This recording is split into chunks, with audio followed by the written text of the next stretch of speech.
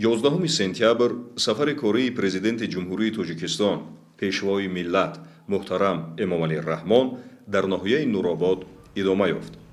Президенти ҷумҳурии Тоҷикистон пешвои миллат муҳтарам Эмомалӣ Раҳмон бинои шӯъбаи минтақавии мубориза бар зидди ҷиноятҳои муташаккили раёсати мубориза бар зидди ҷиноятҳои муташаккили вазорати корҳои дохилӣ дар шаҳраки Дарбанди ноҳияи Нурободро мавриди истифода қарор доданд.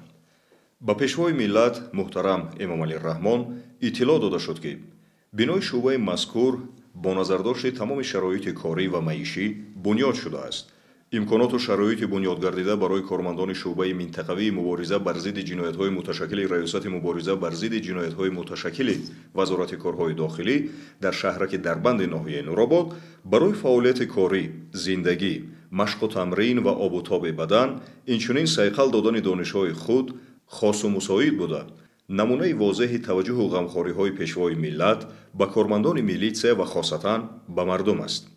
зеро маҳаки асосии фаъолияти кормандони мақомоти ҳифзи ҳуқуқ ин зиндагии осуда ва аҳлонаи мардум дар фазои комили суботу оромӣ зери фазои истиқлоли давлатии меҳан аст. сипосу миннатдории худ ва тамоми кормандони мақомоти корҳои дохилиро ба сарфармондаи олии қувваҳои мусаллаҳи мамлакат президенти ҷумҳурии Тоҷикистон муҳтарам Эмомалӣ Раҳмон баён менамоям ки маҳз бо дастгирӣ ва таваҷҷӯҳи шахсияшон шарту шароит имконияти кории фаъолият ва зисту зиндагони кормандони сохтори қудратии мамлакат бо тарзи чашмрас боло рафтааст.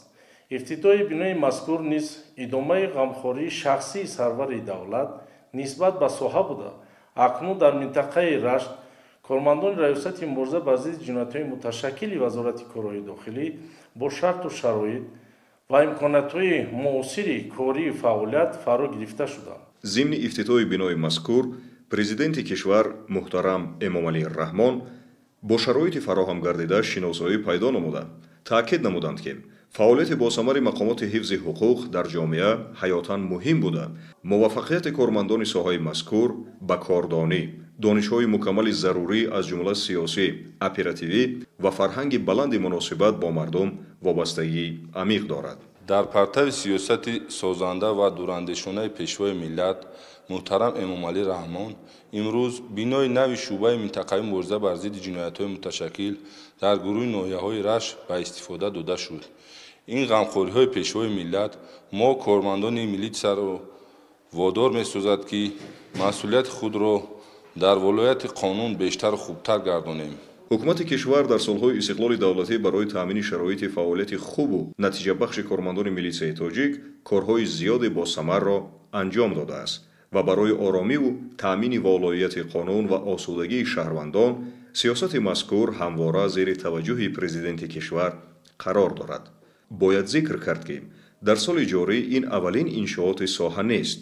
ин ҳама таваҷҷӯҳу дастгириҳои пешвои миллат ба хотири фаъолияти босамари кормандони мақомоти ҳифзи ҳуқуқ аст ки бо мақсади таъмини ҳуқуқи шаҳрвандону меҳмонон ва волояти қонун роҳандозӣ мешавад.